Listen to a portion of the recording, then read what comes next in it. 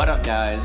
Welcome back to Think Shank, where we tackle questions about sports that aren't raised nor explored enough as far as we can tell. You can find us on Twitter and Instagram at ThinkShank and email us at thethinkshank@gmail.com. I'm Skyler Reinhardt, your personal NBA junkie, philosopher, and tour guide, and today, oh boy, we are doing it half for clout and half for sanity because there has been, there's just been a lot that's happened and a lot to reflect on and a lot to sort of explore and analyze. So all of this excitement and intensity for the last third of the season, more or less, are kind of killing me. And if you're watching this in the future, you can probably notice there's a lot I want to get off my chest. So you can find me personally on Twitter at Reinhardt Skyler. That's ReinHardtSkyler, no A's, and Instagram at Skyler Sam, SAM Reinhardt. So what we want to do here is what I'm calling winter break takes. Obviously a reference back to school. Winter over there is, it's a little bit sided as well, but it's not perfectly even. Same thing with this. We have played about 2/3, a little more than 2/3 now, of the regular season. And so the original vision for this series was to get it out before the conclusion of All-Star break. Clearly was not able to do that, having a day job and learning this super fun, realm and skill set, basically, with producing video is what it is. So sorry I'm a little bit late, but I really, really think that this series, while it is pretty dense and pretty detailed, I think it is going to be very insightful, even with a lot of the statistics pulling from kind of Wednesday, Thursday last week, right before we were supposed to resume. But directionally, thematically, I really, really think this is going to be insightful for everyone. All right. So concept here, winter break takes, is to pump the brakes and take a look around. We want to answer this question. What have we seen from this year's contenders so far? And here's the framework that I developed to motivate the answer for it. So number one, the storylines for each of the contending teams, what is kind of defined, trades, emojis, whatever. The finalized rosters, glimpses of the strengths, weaknesses that have stuck out to me, both on the court as well as intangibles. And then, of course, the improvement areas to close out in the regular season. So I have, verbally, audio, video, I want to walk through sort of my thoughts and everything there. But importantly, I want to call out, check the pinned files on my socials. So I will be uploading these sort of one-page summaries, executive summaries, if you will. That's going to organize a lot of my findings in the format that I just outlined for each one of the contending teams. I just wanted one view for each of the teams. If you don't have time to listen to all this stuff, and I know it's pretty dense and pretty long, so I am not going to take it personally, but I am just a very, very passionate believer and harbor of radical transparency. I think it is amazing that people, talk about things and bring up statistics and bring up analysis and things like that.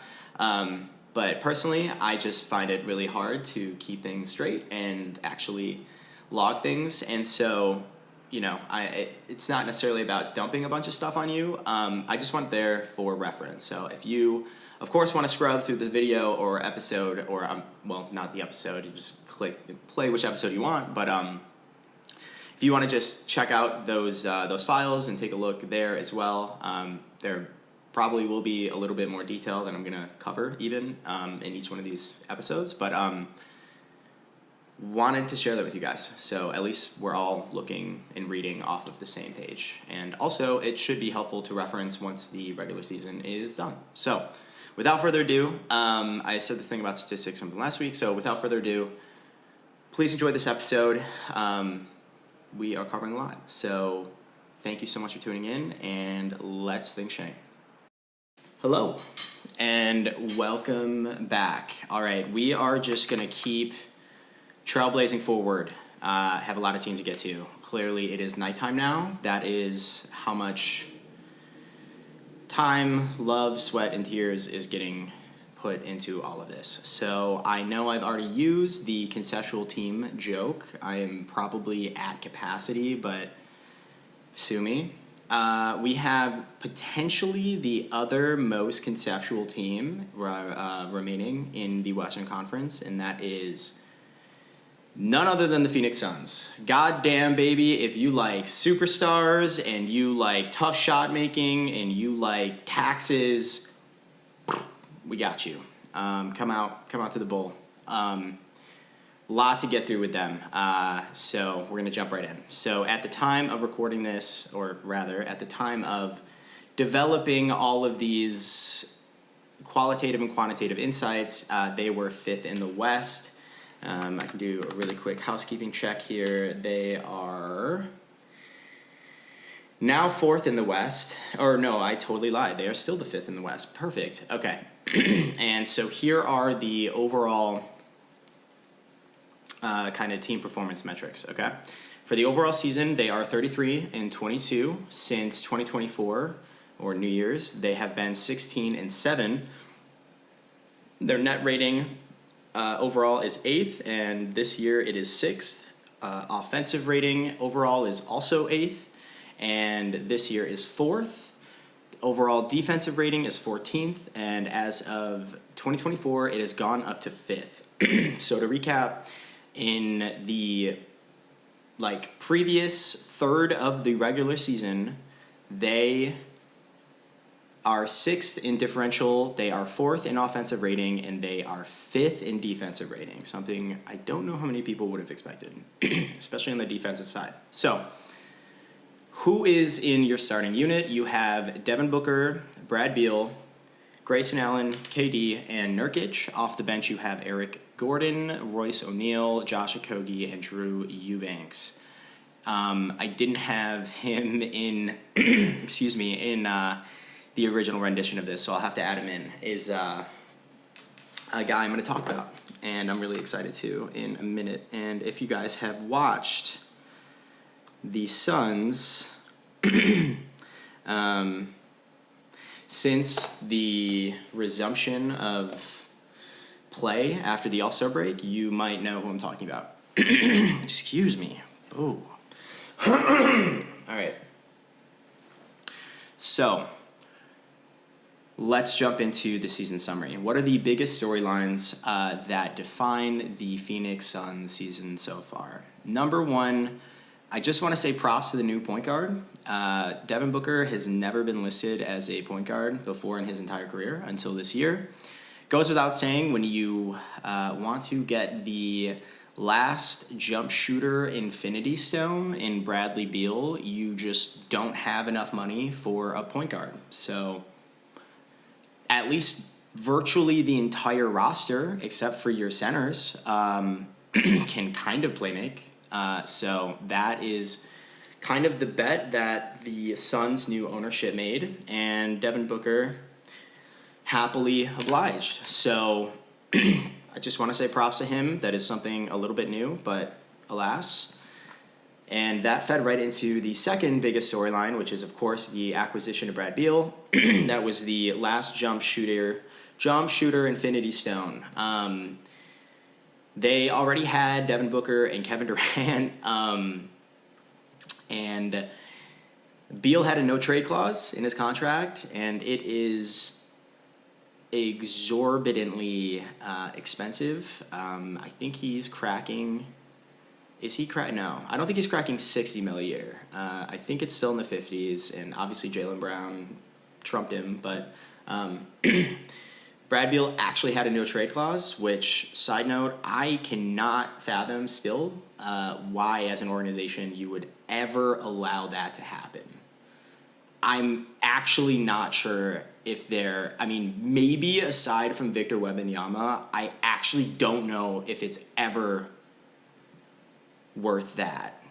You're basically holding yourself hostage. I don't know. That's weird. But... props to Beal.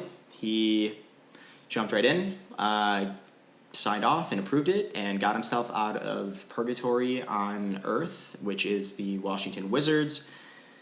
They held on to him for maybe 4 years too long. I actually think definitely before COVID, no doubt. As far as, big time, really notable stars in the league and really not very successful teams. Him and Dame were the two guys, really, who were just kind of wheel spinning, and both of them made moves this summer. Beal did not get his team to, the conference finals like Dame did, and I think that there are some very, very fair concerns and questions about Beal, honestly. If you don't remember, I apologize. The last time Beal was in the playoffs was in the John Wall era back in 2017 or 2016, one of the two. And so he was obviously really valuable and important and significant in that run, but Kelly Olynyk stabbed him in the heart, and they have basically been in obsolescence since. So basically, it's been a very long time since Beal has been on a team that is competing, and he was on such an enormous contract and continued to stay on a team that wasn't competitive that you eventually start to question how important and useful he really is as a player. Kind of reminds me of Karl Anthony Towns maybe on Minnesota when he obviously was a fantasy pot of gold. If you played fantasy basketball like I did back in the day, he literally was like the first or second pick every single year. But how good is he actually when his team ended up with the first pick to get Anthony Edwards? I don't know. Anyway, side note, glad he's out. Glad Dame's out. Welcome to the show. Everyone on this team can shoot. Everyone mostly just wants to pull up and shoot shots and not drive to the basket and whatever. So, fits right in. Think it's going to be a really fun fit. Great. And 3, I mentioned the roster. So, this one is another sub-all-star named Allen. This is, of course, a salute to my boy Jarrett Allen over in Cleveland, who I think he was he an all-star or all-NBA like 2 years ago or something? One of them, he was definitely one of them. And people were like, oh my God, he's really good. And he was really good even on Brooklyn, man. So, shout out Grayson, though, this year. Although Jared's been playing really, really well in this recent heater that Cleveland has been on as of 2022.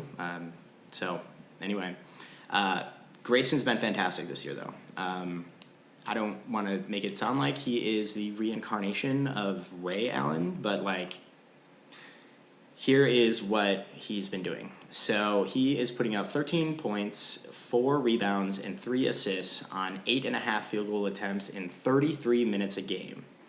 He has started all 51 games he has played. I'm sure by this point they have obviously played more games than 51 now, or whatever that is, maybe whatever. That's probably outdated. But he starts every single game, and Beal, even after he got traded, I think he missed 19 consecutive games, if I'm remembering correctly, due to his back injury when he first came over to Phoenix. And basically, Allen just did Beal's job and has low-key continued to, supplement, not offset, but, supplement Beal's production as he's integrating to the team. Last thing quickly with Allen, here are his splits. He is 51% from the field, 49% from 3, and 90% from the free throw line. Let me say that again. He is 49% from 3. Okay. That is some Sam Merrill shit. Wow. But, granted, 13 points a game is what it is. So that's been a great story for the Suns this year. I want to give props where they're due.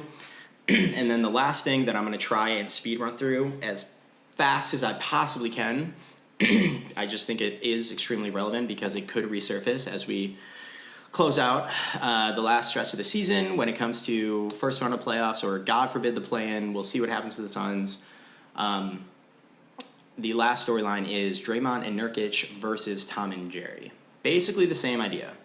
So very, very quickly, excuse me, you have, and I'm trying to make this not into a Golden State rant, basically, or anti-Draymond rant, frankly. But basically what happened was Draymond has been what I have dubbed as in his Kanye era, where he is just off his meds or something and is frankly at war with the entire world and is bleeding insecurity, and I'm getting old and my team doesn't like me, and I also punched a teammate on camera last year, and they kept me on the roster. And also, they paid him more than me. Great. Okay.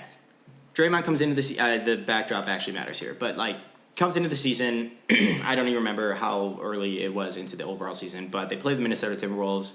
Klay Thompson, Jaden McDaniels, they get tangled up. Minnesota's just a big, physical team, defensive team, blah, blah, blah. They get tied up. I don't even really remember the footage at this point, but it ends up with Draymond putting Rudy Gobert in a chokehold from behind for 20 seconds. Went Liam Neeson on this dude's ass on the court, borderline committing a misdemeanor felony on the basketball court, gets suspended for 5 games, and then I don't remember the record when they came back, but I know the record when they matched up with Phoenix for the first time when this whole thing started and why it mattered. They were, I believe, 11-14 or something like that. They were under 500. It was something 11-13 maybe. And it wasn't that long after he had just come back from serving that 5-game suspension. And so you're like, okay, well, he's probably got some early season jitters out of his fucking system and blah, blah, blah.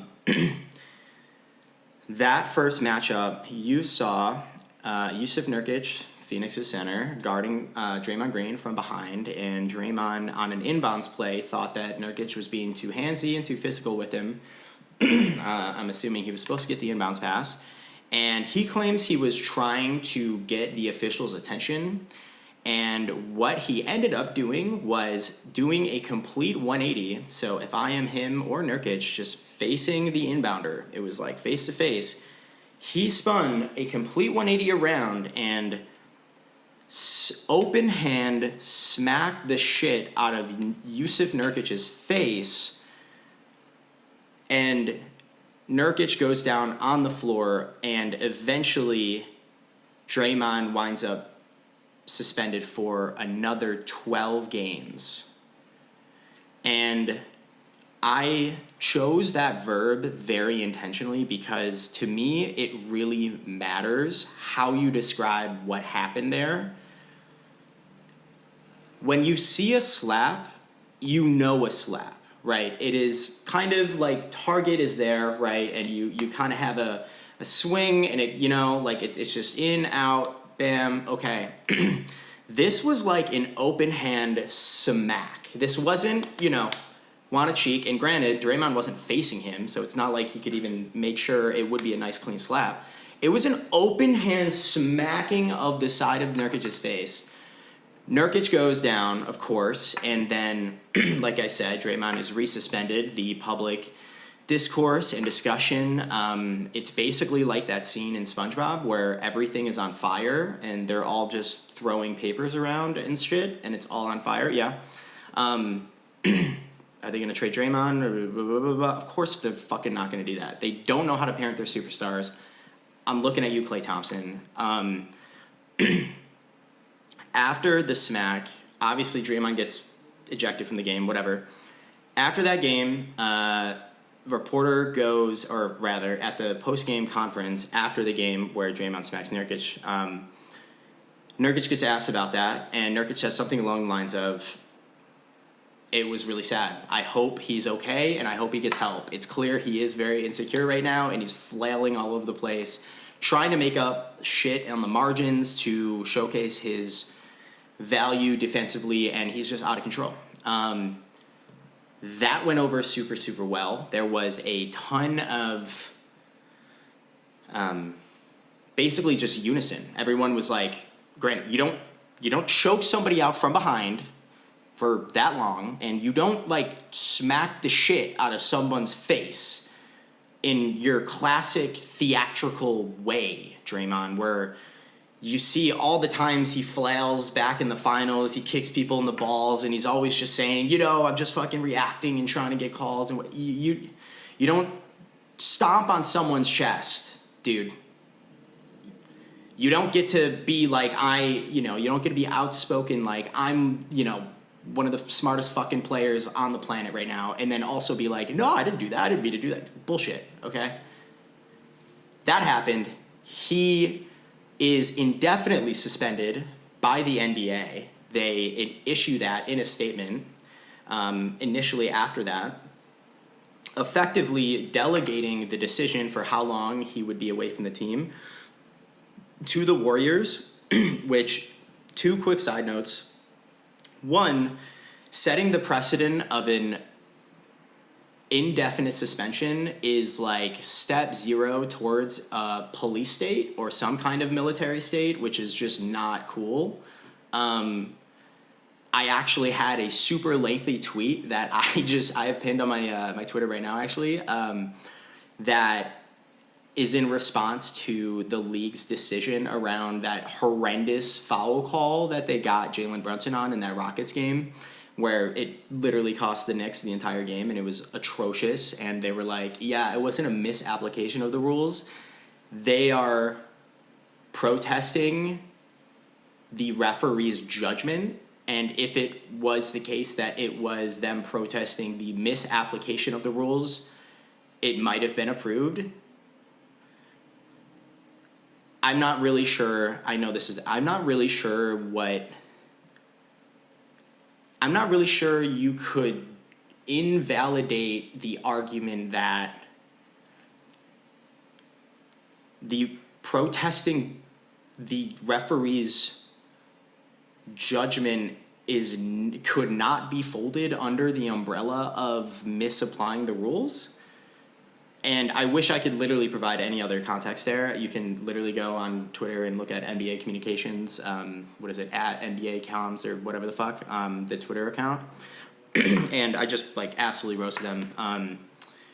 This kind of lack of transparency and we're so leftist and liberal and we stand for all of this NBA cares and we're a family and we care about our fans. Look at this in-season tournament. Look at all this bullshit.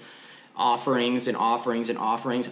Oh, you want us to take accountability for how we govern our players and how we, hold ourselves accountable to what our own rules are and what our own standards are for players committing crime, violently assaulting each other, and there's a reoccurring propagator, culprit here, whatever. You understand my point. Indefinite suspensions is a terrible, terrible precedent, and I think I would go even a step further, and I'm sorry, the whole reason I brought up the Brunson thing is the crux of my argument there, if I may, is that there has never really been any direct or explicit mention, discussion, or opening of a door towards a discussion of supporting or providing a mechanism or process for handling these types of problems in the future. Specifically with the Knicks thing, the first thing I say in this tweet is, it is inevitable that this will happen again. Everybody right now, if they're not already, because they don't know yet, is really pissed off. It's not enough it's not just because you are not providing the transparency that I think, frankly, just people deserve as just customers of yours. I just think that's the wrong way to operate a business. And I understand the incentive is not there for you to do that. It is a challenge. It is a monetary challenge for you to pay the planes and get the players to replay the thing, and it hasn't happened since 2004, and nobody ever gets any of these. I don't even care about the transparency per se, but it needs to get to the point where, okay, then what happens next time? Like, let's start there. Okay, right now, fine. Who the fuck cares? Like, the Eastern Conference is what it is. It's not the Western Conference. The Knicks are going to be fine. They're still going to finish fourth or whatever. It's whatever. Show me you are capable of some degree of self-accountability in a productive and constructive sense, looking down into the future. And it's very, very clear that they don't want to do that because they know that most people are dumb and they all have ADHD, and people are going to freak out for 5 seconds and then they're going to look at cats or porn, right? It's over. That's really, really disappointing. And again, especially because Adam Silver and this reign or whatever, or fucking dynasty of this commissioner of the NBA is so soft and liberal and all about empowerment, and we want players, players are people, and we need to lock everything down for COVID, and we need to do it. I don't really give a shit about the health stuff or whatever, but like, you understand what I'm saying. You can't be championing kind of progressive sort of ideals in politics and whatever the fuck, player empowerment or whatever, but then also in the same breath be, oh no, we don't have to explain ourselves. No. We are an authoritarian government or private entity, and we are going to not be accountable to anybody. And it's not going to matter. So I am so sorry. I brought this all up because Draymond smacked the shit out of Nurkic. Commissioner Silver was like, I don't want to deal with that. I don't want any of the backlash. Draymond is like a really, really big deal for probably the biggest revenue-driving franchise in the fucking league. We're not going to be the culprits to decide how long he's going to come out. But he decided how long John Moran was not going to play. Crazy. Really crazy, right? Okay. Wild. So then it falls on the Warriors, and that is the other problem that I have, because obviously, again, Draymond's antics are by no means new, and the Warriors have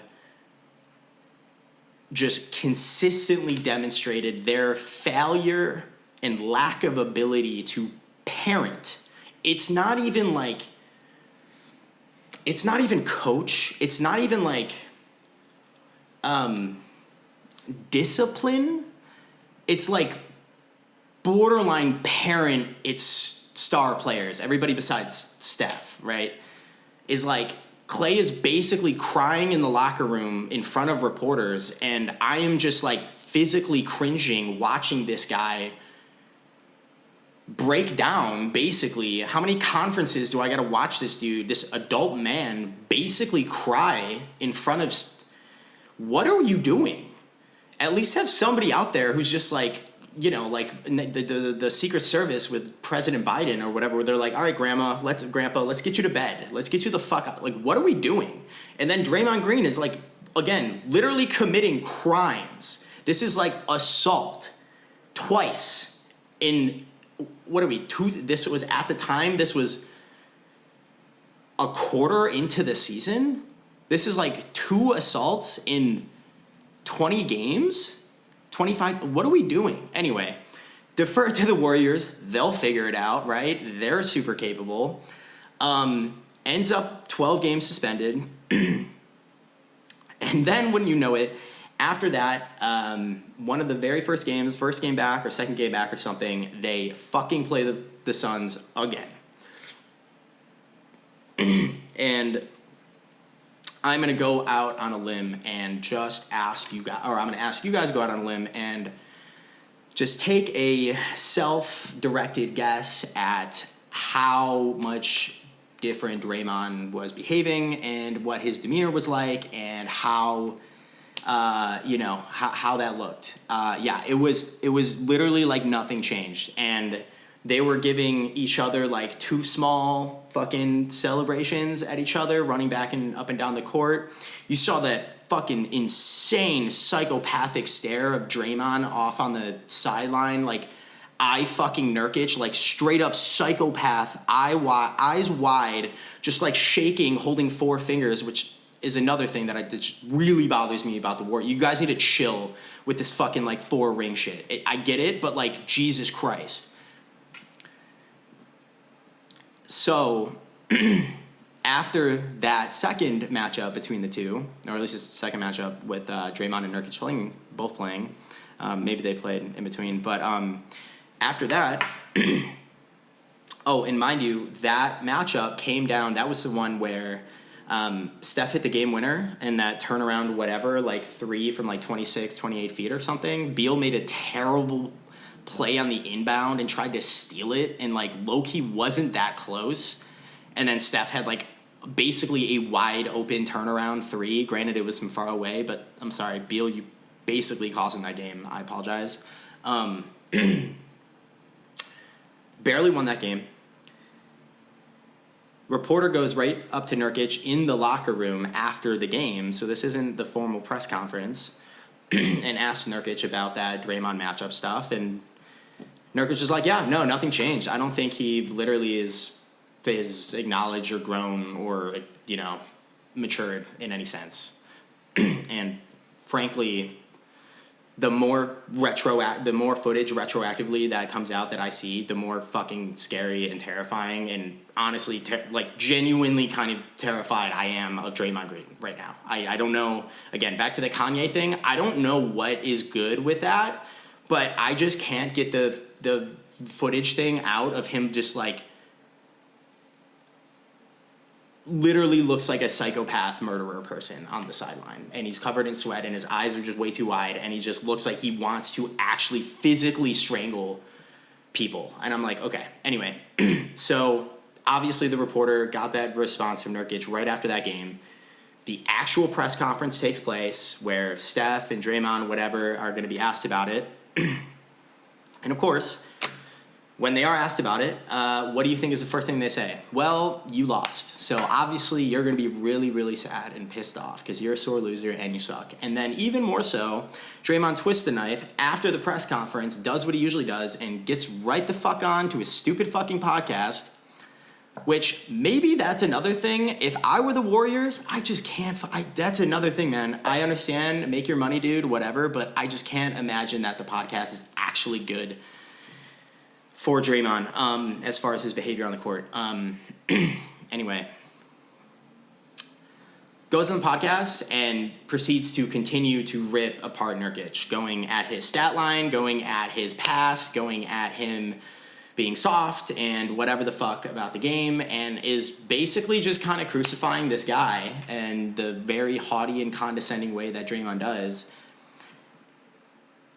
And then it turned into like this Twitter thing, and Nurkic was talking about go to therapy and like all this other shit. It was just really dirty. So foreshadowing for the Warrior stuff. I'm sorry that just became its own podcast. But that was just, in my opinion, like a real thing. If you remember before, or last year, I think, the Memphis Golden State kind of rivalry thing, it's worse than that, I would say. It's much worse than that. Because Memphis, I mean, relatively speaking, has barely any actual connections to anybody on the Warriors. They were just young and punks, basically. The Suns have KD, who obviously play with them. And now you have, like, what did I just give you? I give you, like, 12 different steps and things that happened sequentially that just, like, made the hate and tension just worse and worse and worse. And again, not to mention, smacked the shit out of this dude's face in a game knowing what he was doing. So keep that in mind. If they end up playing each other, Draymond might stab Nurkic with a pen. That might be the best case scenario for the league players overall, because if it's not Nurkic, it might be someone who matters more. I'm sorry, Yusuf. I don't feel good about Draymond's mental health right now. It is extremely, extremely volatile, and he is already extremely, extremely volatile. Obviously, you know, the coaching staff and Kerr and whoever the fuck are like, that helps us, so why would I care? This is, everything I'm saying right now is all just a misalignment of incentives, whether it's Adam Silver being more transparent and the Golden State Warriors actually disciplining or parenting Draymond Green, whatever it is. There you go. So let's jump into the actual team now, because there's quite a bit more that I want to cover. All right. So first thing with the Suns I want to call out here is I am only going to be discussing statistics for the team when all of the big three are playing. And that is for a very obvious reason. It is a completely different team when all three really aren't playing. And when the three are playing, it is kind of dynamite. And back to the whole concept thing, it kind of reminds me of the Clippers for the past 3 years in a way. Or, you know, basically they are the new Brooklyn Nets from the past few years. So anyway, let's jump into it.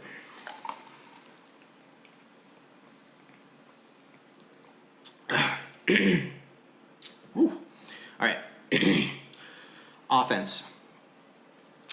Here are the on-court outcomes when the big three have played together. Oh my God. Excuse me. I apologize. And mind you, this is in 908 possessions so far this season that they played together. Beal, I think in total has missed like 25, 26 of their 57, 55 games. So just for reference. Okay. Their net differential when the big three are on the court, they are plus 12 points per possession, which puts them at the 96th percentile. Their offensive rating is 130 points, which puts them at the 99th percentile. Their effective field goal percentage is 93rd percentile, and their turnover percentage is 87th percentile. Worth noting, all of these percentiles are relative to all other lineups in the entire league with at least 100 possessions, I believe. Which, funny enough, disqualifies like every single lineup from the Dallas Mavericks because they literally don't have a lineup that's over 100 possessions, which is amazing. All right, so the last thing on offense, I want to say they are actually 8th in offensive rebounding, which is extremely, extremely interesting. Excuse me. And then with on defense with the big three, they are in the 100th percentile in opponent free throw shooting rate at 12.1. That is the average number of free throws that the other team is shooting against them. They don't foul very often. They are dynamite on offense. They are dynamite specifically in field goal percentage. They don't miss. And they are extremely careful with the basketball. They don't turn it over. And they also offensive rebound, which is very interesting to me. I don't think that stat is actually with the big three. I didn't label it as, so take that with a grain of salt. The main reason I say that is a part of me feels like Josh Okogie was really driving that reality, and his minutes are way down now that Beal is back. But, I mean, he's barely, I don't know how much. Is he back? I don't even know. But just grain of salt there. So all of those things roll up to my first overall strength for the Suns is the big three are dynamite when they play together. And then the next and last overall strength that I want to talk about quickly is I've called the Desert Dark Horses, Grayson and Bull. So I already touched on the Grayson Allen part, shooting 49% from three. Excuse me. Seems to, frankly, be blooming and blossoming into a more well-rounded player by the game. Like, just thinking back to his time in Milwaukee, for example, where it was, like, I basically think of, like, you either become a Landry Shamet or a Bridges in Brooklyn. Mikal. I want to say Miles. I'm like, nope, that's Charlotte. All right, Miles Bridges where Bridges just became kind of this Andrew Wiggins-y, like, self-creation guy, but obviously could always shoot the ball. Obviously, Grayson Allen is nowhere close to the point of attack defender that Mikal is, but just the ability to be a secondary playmaker, to attack closeouts, to actually finish at the basket, he is... Let me put it to you this way. It's like the Landry Shamet or Duncan Robinson. And if you haven't been watching Miami this year, Jimmy Butler never plays. Tyler Hero is always hurt. And that has literally meant there are games where they are primarily running offense through a Duncan Robinson, Bam Adebayo pick-and-roll two-man game. And it is hilarious for the first few possessions, and then you let it kind of simmer and keep it going, and it's weirdly effective, and you're like, holy shit, how is Duncan Robinson, since when is he able to do any of this?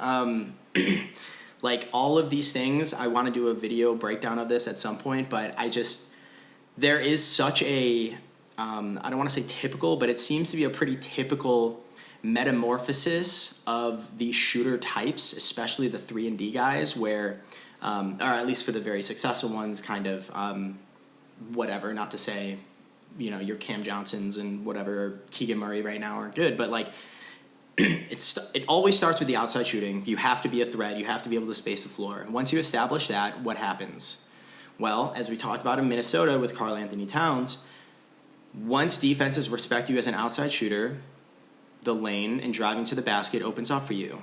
You need to be able to attack closeouts. So shoot well, attack closeouts, and then play make. In that order. That is what you are seeing with Grayson Allen right now. He is obviously the latter two steps to that, attacking the basket. The ideal kind of implicit like sub-step after that, I guess would be 1, 2, and then this would be 2.5, is finish at the basket and actually like be able to be a scoring pressure or threat to score at the basket. Duncan Robinson literally is now. He can actually like scoop shot and like make bank shots now. It's wild. And then of course, like I said, after that is kind of play make. And obviously the finishing at the basket, playmaking kind of on the same plane, if you will, but you'll understand what I'm saying. Allen is fast-tracking his way there, and he has fit in so well into this style of offense. I like weirdly, obviously he fits super well in Phoenix. I could see him playing really well weirdly on like Boston or like Oklahoma City or something like that, or like Utah maybe, kind of, I don't know. Utah's kind of weird, but Sacramento, whatever.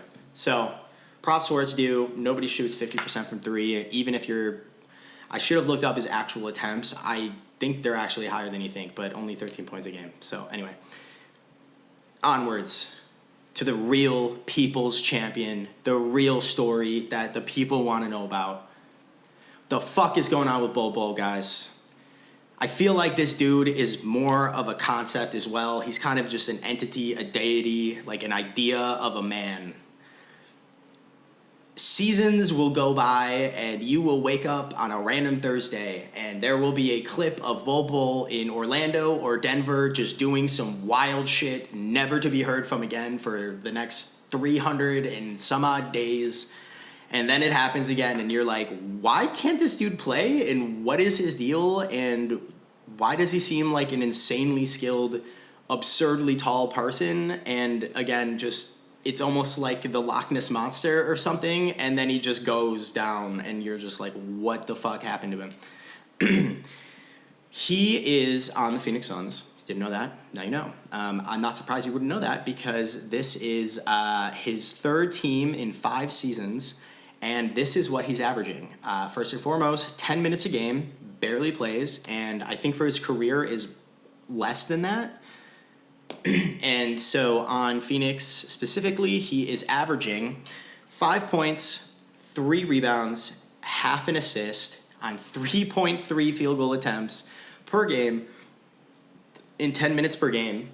So very small sample size. And here are his shooting splits. 67% from the field, 40% from 3, 75% from the line.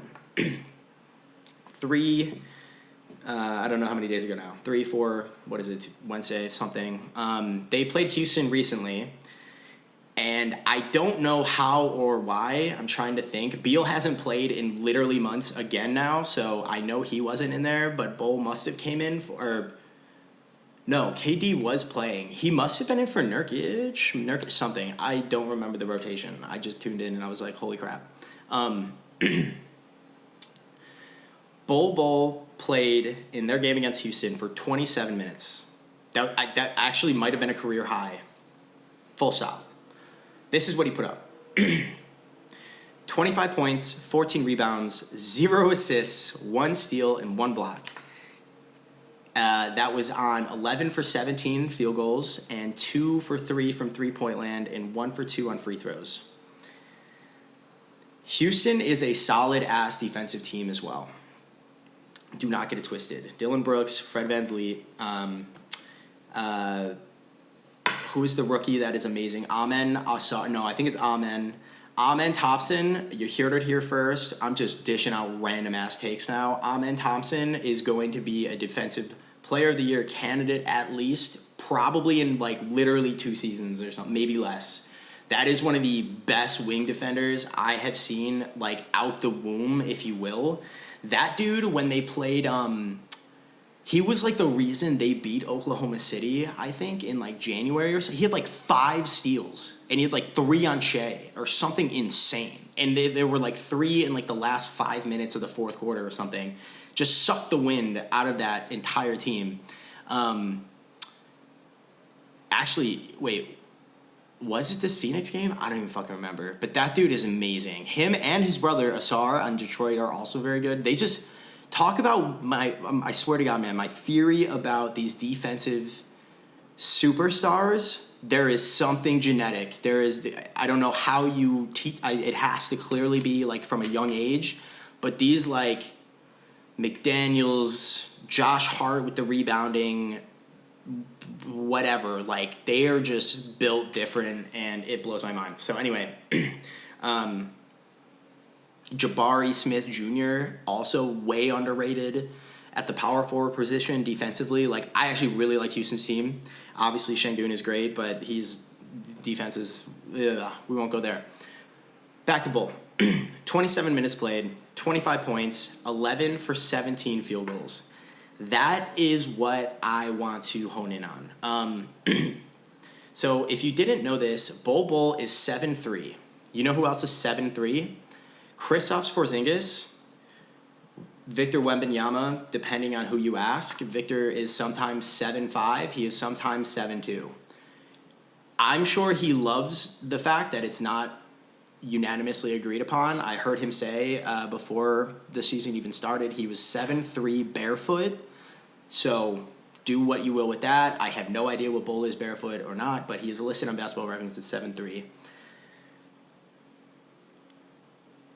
Probably the best, like, guard-like on-ball skills I have seen of somebody at that size. That is inclusive of the 2 guys that I talked about. Wembanyama is literally a rookie, so that it just is what it is. He's very, very quickly approaching this level. But Bull can do in and out between the legs dribbles. He can do between the legs, in and out dribbles. He can bring the ball up in transition on his own.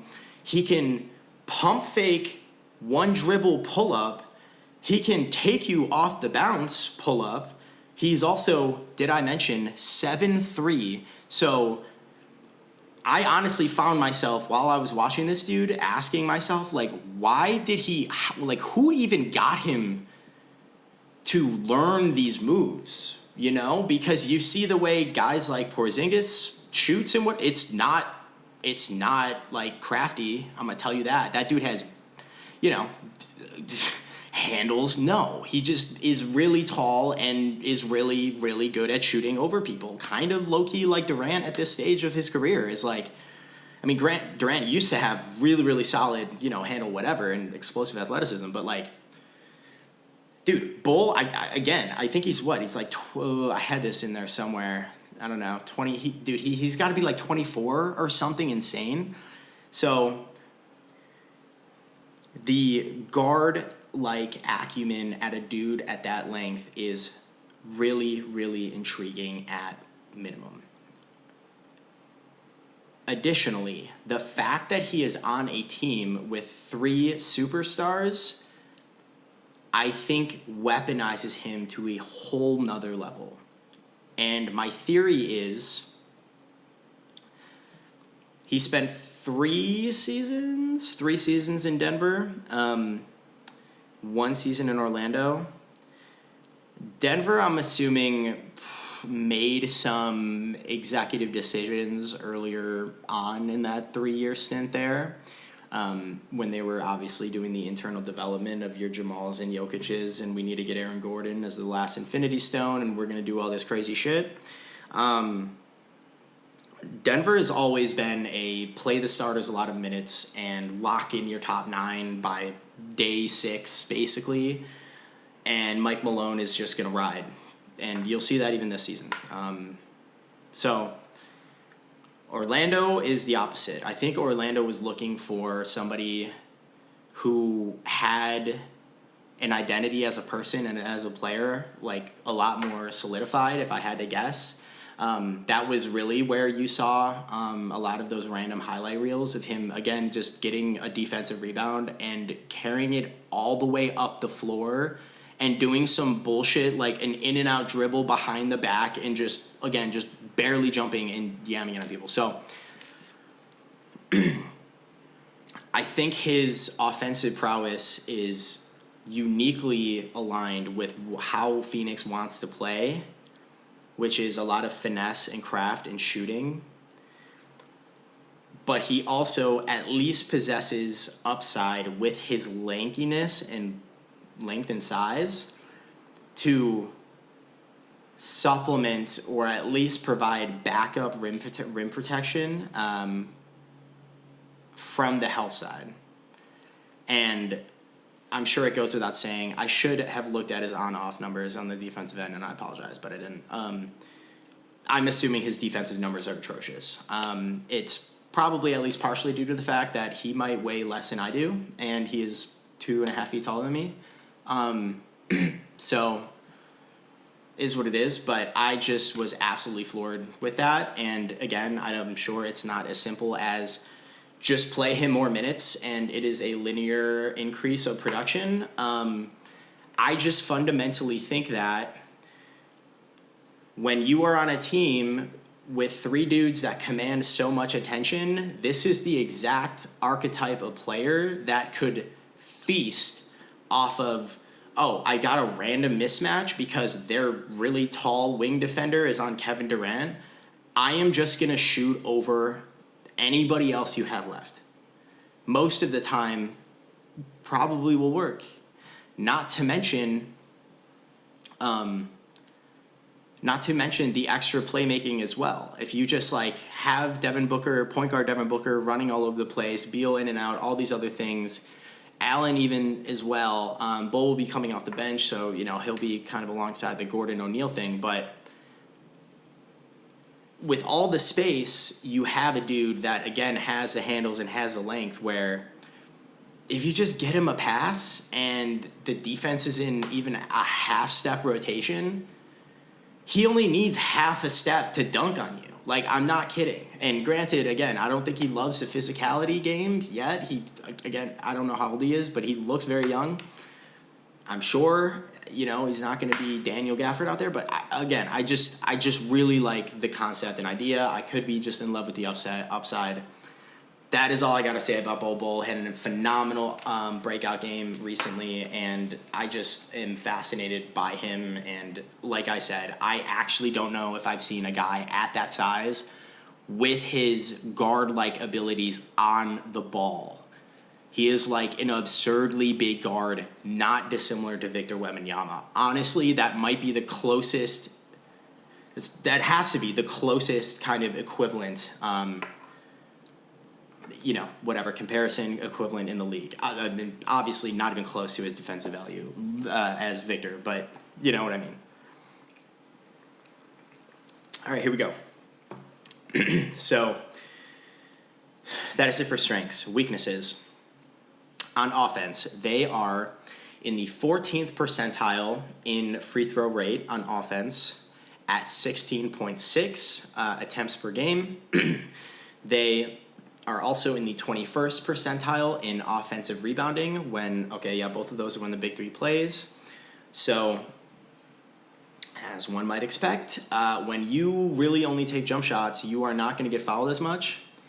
I'm sorry, Steph Curry stans, who are just constantly bitching about him not getting calls.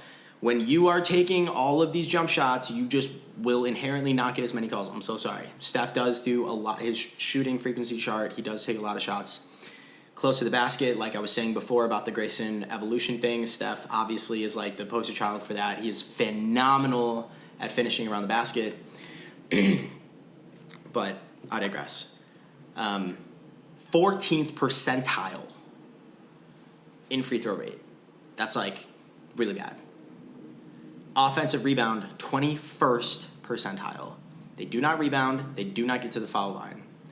Defensively, their defensive rating with the big three specifically is 115, which is in the 60th percentile, slightly above average.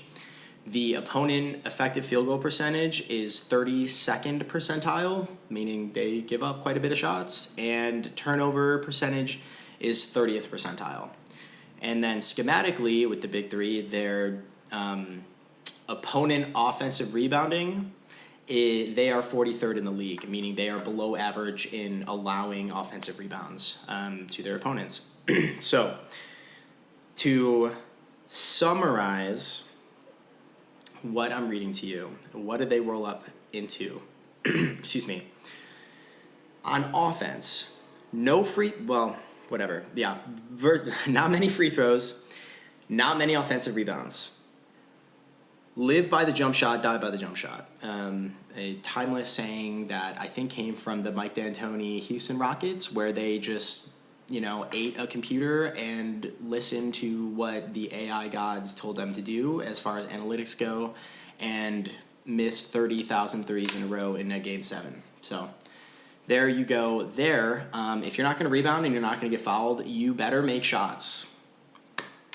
And to their credit, when the big three have played so far, their effective field goal percentage is in the 93rd percentile. So, hey, we'll see. Defensively, though, they are essentially making and acknowledging the bet that they're making, in that we are going to bleed on defense. Not too dissimilar to the Mike D'Antoni Houston Rocket days. They're literally 30th percentile in turnovers. They're not going to force turnovers. They're not going to be incredible on defense. And they're probably going to give up offensive rebounds. And then something specifically with the offensive rebounding, and this is more of a qualitative observation I found, or insight I have, is they really don't want to play Kevin Durant at the 5. And you'll hear the things about like Denver, for example. Oh, we're going to play Aaron Gordon at the 5. We have that in our back pocket. We can go small if we want to, depending on the matchups. Give Jokic a break, speed it up, get some energy going.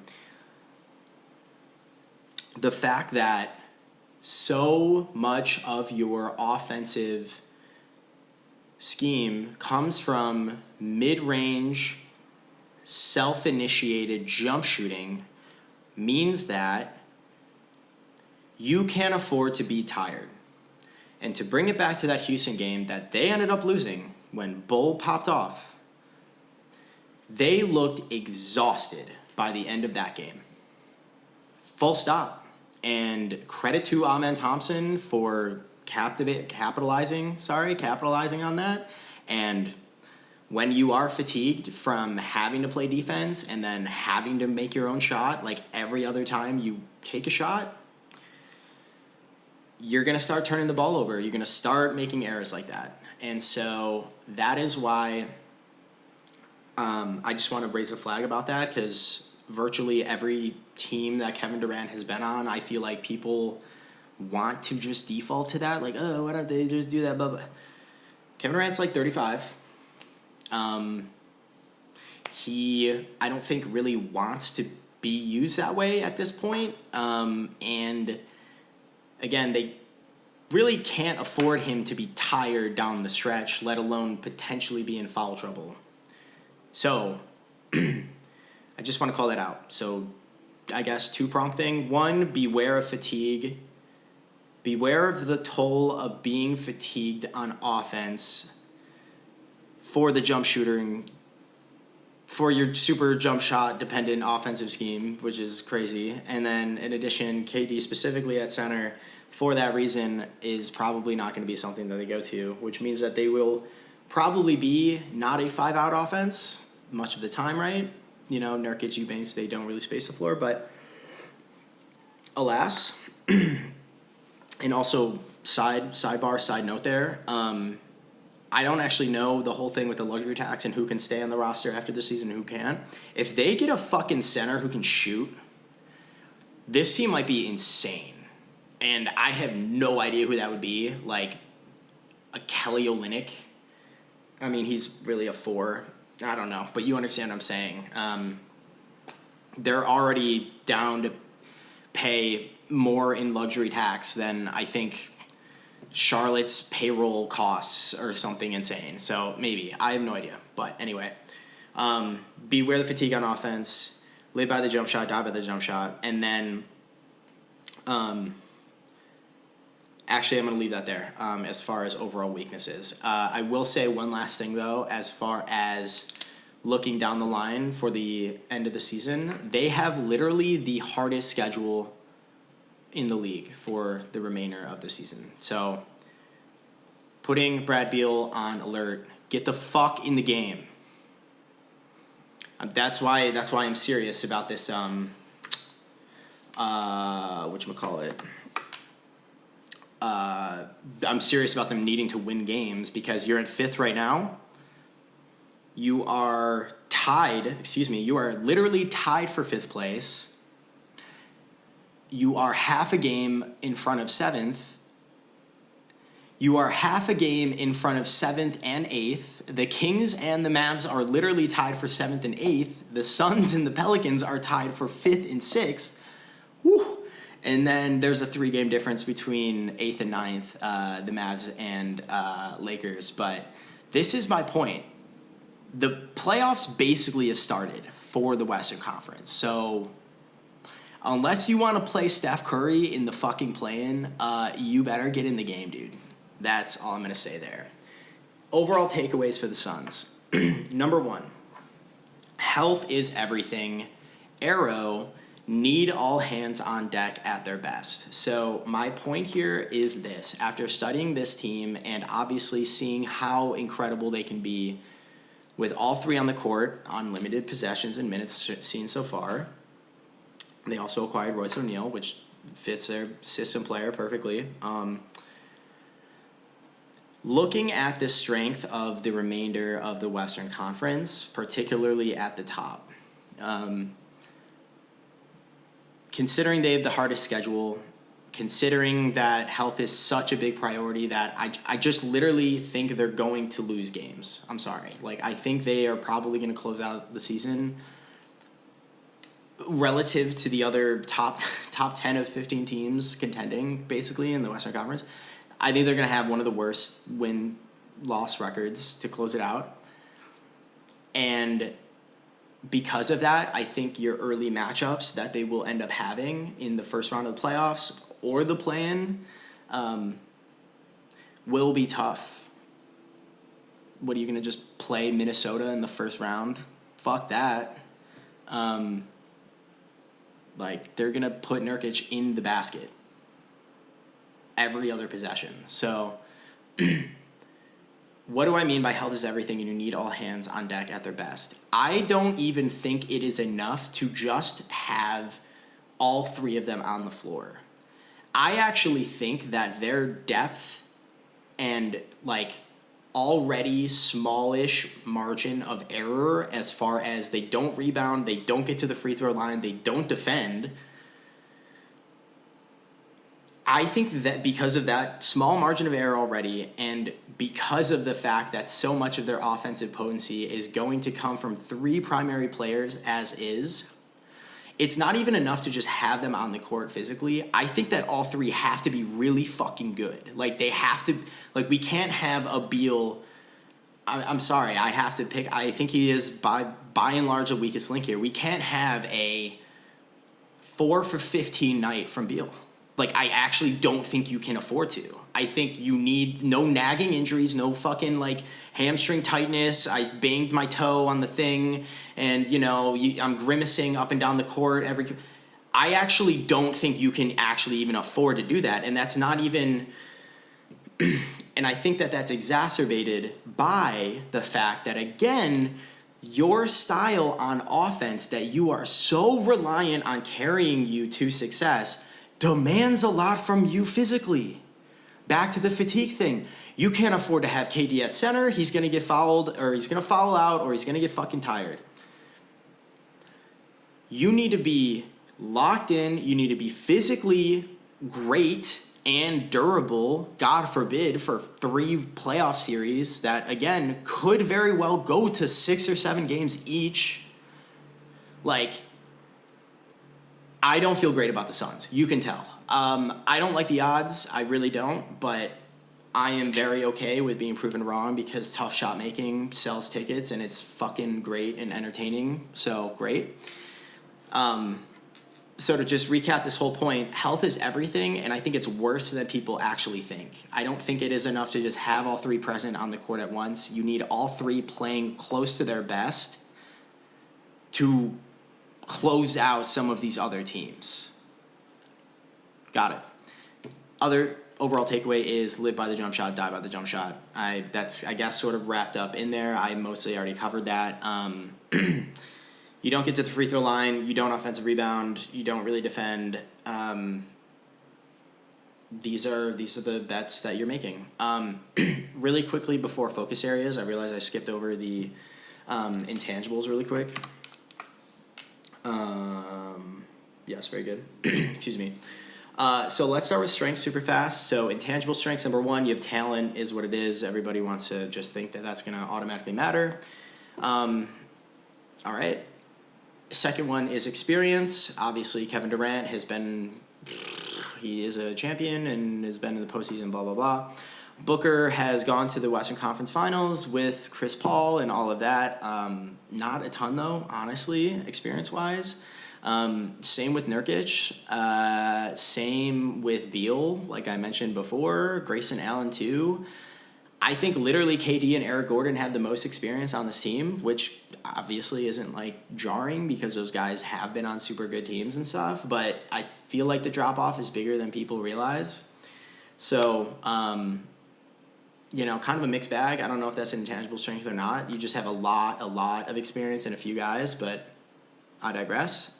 Third, you have closers. Goes without saying. Tough shot makers, easy money sniper. You guys are pretty clutch shooters. Cool. And then intangible weaknesses, obviously health. I already touched on that. And then lastly is the depth piece. I don't have Bull involved in the bench lineup right now, but after you get through the starting 5, Eric Gordon, O'Neal, I think there's a really big drop-off. I mean, then you got Josh Okogie, who's been very, very streaky from outside. He is also their best sort of on-ball defender, and really, I mean, I guess O'Neal. I think his defense is a little overrated personally. So, I don't know. And Eubanks, I mean, do what you want. And that, I'm sorry, is another reason. If anything, that's another reason for Bull to get more minutes. Fuck it. Let him try. Cool. Focus areas for the rest of the year. Number 1, stay healthy at all costs. I know I just said before, Beal get on the court. That is the last thing I'll say. I'm sorry. You are already seeing the stress that having a big 3 puts on your roster when they are injury prone and play a style of game that requires a lot of endurance and durability. If Phoenix starts shitting the bed on the last 20 and change games, they could very well end up in a play-in matchup against the Lakers or the Warriors. And then now you're between that, potentially risking that reality with, are we going to put too much strain on Beal to try and get him back on the court, which then conflates and conflicts with what we're actually trying to accomplish? I really don't trust this team. I'm so sorry. And I feel really bad because I am very proud and excited for Brad Beal to begin with. I'm sorry. I just cannot trust him. And I trust Kevin Durant. I don't trust Kevin Durant plus Booker also. Also, Nurkic has been more available than he has. I think I heard on some podcast in like the past 5 years or something. Somehow he just been more available or something. He has an injury history too. I don't see it. And I am very happy to be proven wrong. All right, that is it. And then the second focus area I have is build up the confidence of the supporting cast. Basically should have just crossed that out and put in play Bull more. Bull, Allen. Allen's got more than enough confidence, so I love that. But get a Kogi, if you are playing a Shai Gilgeous or whoever, dude, I would be concerned. I'm not going to lie. Same thing with fatigue. This is my point, is I would be concerned to have Beal or Booker guarding Shai Gilgeous or goddamn Luka Doncic. Holy shit. Josh Kogi is a very competent on-ball defender, same with O'Neal, but this is what I mean, man. This is what I mean. I don't know. Okay, that's it.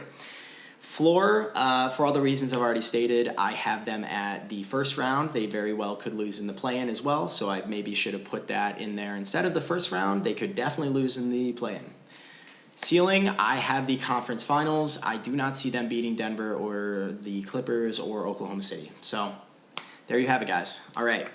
Thank you for tuning in for the Suns, and I hope that was insightful. Stick around. Thank you all so much for tuning in. It really, really means a lot. Clearly, I care a lot, and it was a lot of work, but a lot of fun producing each one of these episodes here. And so if you want to support us, if you want to yell at us, if you want to just tell us, a proverbial pat in the back, it goes a long way. You can find us on Twitter and Instagram at ThinkShank, and you can email us at TheThinkShank. I'm Skyler Reinhardt, and you can find me on Twitter at ReinhardtSkyler and Instagram at SkylerSamReinhardt. Thank you all so much again, and so excited for the rest of the season, guys.